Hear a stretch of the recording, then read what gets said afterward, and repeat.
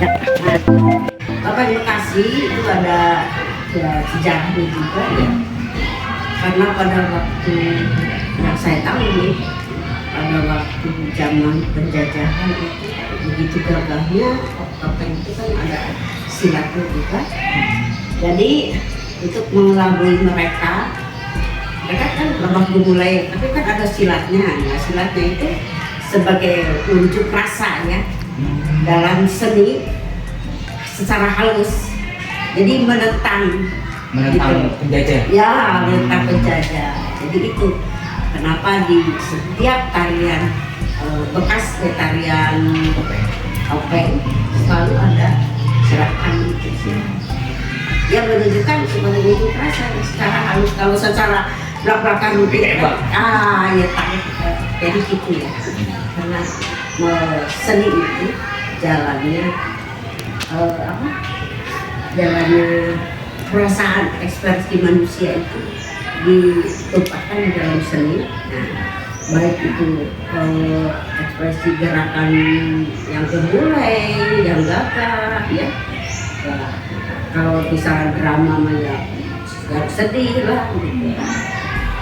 Ini dalam seni itu ada 3 faktor hal dalam seni itu. Ada 3 wiraga, wirasa, wirahmi. Ini ketiga faktor ini memang harus menyatu baru kelihatan indahnya bagusnya seni ya. Nah, jadi kalau topeng Bekasi itu memang dari topeng Betawi ya. Karena antara Bekasi dan Betawi itu berdekatan ya. Jadi faktor-faktor tarian di dalam topeng itu ada, terutama tarian Betawi, ada unsur satu yaitu unsur Arab masuk di situ, unsur Cina-nya ada di situ ya. Seperti mereka ada pakai cadar itu Cina. Nah, jadi setiap tarian di dalam gerakan-gerakan topeng itu gerakan tarian ada unsur-unsur. Sebelum mohon maaf nih ganggu waktunya, kan ada proyek dari sekolah. Ada apa lagi? Tanyain apa? Izin bertanya ya Nek, sebelum bertanya kami ingin mengenalkan diri dulu mungkin biar Nek juga tahu. Saya Alfa dan resmi dari Desi, ada sebenarnya berbeda. Di sini Angel lagi nangkang, terus ada Azam juga. Nah, kami di sini ingin nanya lagi nih, boleh nggak Nek? Kalau saya bisa jawab saya banyak. Sorry. Biasanya saat kapan aja tuh Nek dari topeng ditampilkan atau dipentaskan? Itu topeng itu sebetulnya dari dasar dulu ya pesta rakyat. Ya pesta rakyat. Karena kalau orang gedean itu karena pengaruh Belanda ya, Belanda, Jepang gitu. Jadi bangsa dance gitu, nah itu dansa-dansa lah. Nah, sedangkan kalau topeng itu diadakan di biasanya topeng di di rakyat ya. Misalkan ada hari-hari tertentu, ada pesta sunatan atau apa, nah untuk memeriahkannya itu mereka muncul. Kemudian biasanya tari topeng itu ditampilkan di mana aja? Ya biasanya saya bilang gitu di kalangan rakyat jelata ya. Itu katakanlah rakyat jelata ya paling bawah ya. Terus untuk meningkat ke tingkat pemerintahan ada misalkan pada waktu hari-hari tertentu di dalam pemerintahan misalkan waktu daripada zaman Belanda, oh ya itu bagus coba ditampilkan. Nah gitu. Jadi pada hari-hari tertentu lah pesta-pesta atau kalau di rakyat ada sunatan, ada pernikahan ya gitu. Kalau di pemerintahan mungkin hari-hari jadi apa gitu, hiburan-hiburan. Menurut Nenek sendiri, tari topeng kan ada banyak ya. Ada yang dari Cirebon, ada yang dari Betawi. Terus ini kan kayaknya ingin nanya Bekasi. Menurut Nenek tuh tari topeng dari Bekasi itu sama atau beda dengan tari topeng dari Betawi atau dari Sunda? Sama atau beda? Pada dasarnya sama, tapi dalam penyajian itu akan berbeda. Karena topeng itu sebelum pakai topeng ya, di Jawa Barat misalnya, sebelum pakai topeng Cirebon itu biasa seperti gagah, tapi setelah pakai topeng itu lebih gagah. Itu dinamika seninya itu ada gitu. Sama di Betawi juga begitu. Kalau Betawi dari dasarnya misalnya kalau topeng itu warna putih, itu harus melambangkan perempuan yang lemah gemulai. Tapi kalau yang merah, nah itu harus gagah, itu aja. Jadi warna itu bisa mencerminkan gerakan. Sekarang kan ada zaman milenial, zaman lebih ke teknologi. Nah, menurut nenek kenapa sih nih tari topeng Bekasi itu jarang diketahui sama warga lokal Bekasi? Karena jarang ditampilkan. Tapi sekarang udah masuk dinasti Korea datang kita.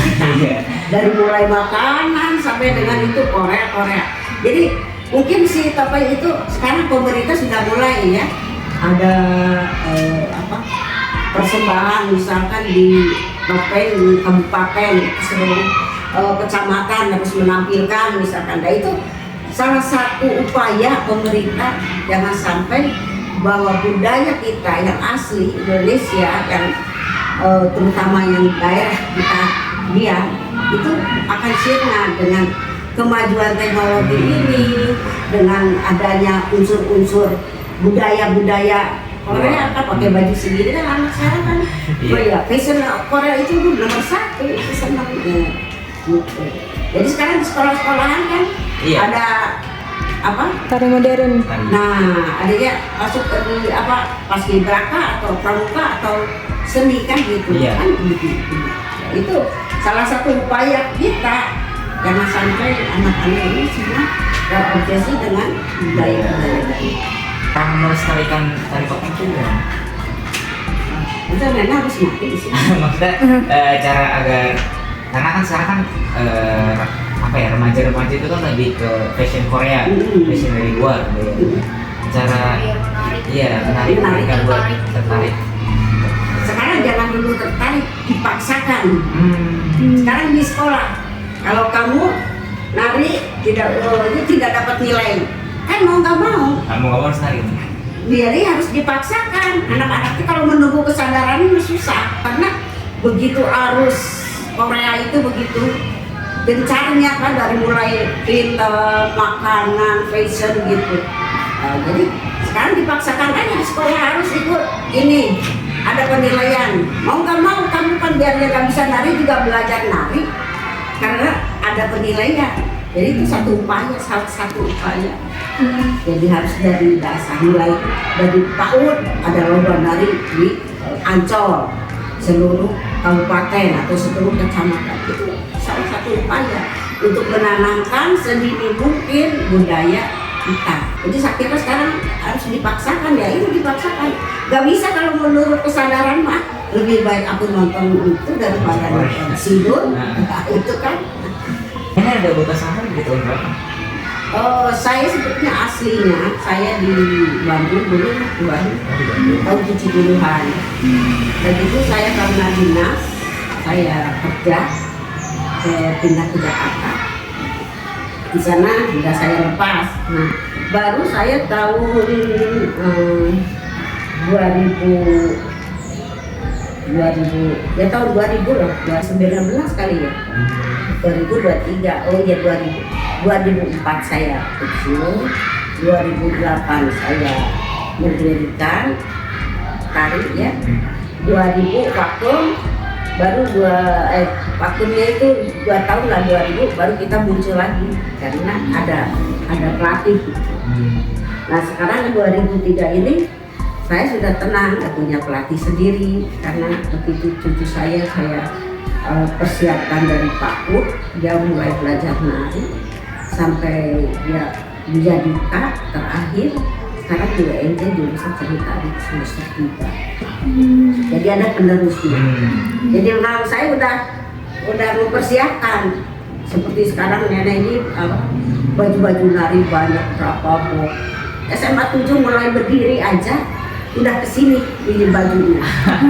Ya udah kesini SMA 7. Saya lihat cucu saya ada SMA 7 katanya di ada box itu ya, foto-foto ya. Oh, iya. Ah, Nek, baju foto itu baju nenek semua. Keren. Itu pertama itu yang datang ke sini itu Bu Eda. Oh itu udah lama banget. Bu Eda, terus yang orang Bali itu, mami Bali. Oh Mami Anjani. Ya, dia ke sini. Gitu. Termasuk anaknya juga belajar ke sini, pinjem baju di sini. Jadi SMA 7 udah nggak asing lagi di sana. Ya, gitu. Sebelumnya kan nenek siapa? Apa? Nenek siapa? Saya? Iya. Saya namanya Komaria. Komaria Hidayat bapak saya. Tapi suka dipanggil saya Bu Kokom aja. Boleh nanti saya tanya ke Mami. Iya. Pokoknya luas, sangat luas. Iya. Saya punya sangat luas. Untuk pakaian sangat luas. Kalau untuk dari Sanggar Surya Medar Putra Kencana. Sanggar tari. Sanggar Ya, juga. Sanggar buat tari topeng itu biasanya pakaiannya itu pakaian baju perempuan itu biasanya warna apa? Ya baju itu. Kalau warna-warna Betawi sama warna-warna Bekasi itu sama. Mereka warnanya itu tabrakan pasti ada merah, kuning, hijau. Itu udah pasti di baju itu ada merah, kuning, hijau. Ini warna-warna yang menyolok.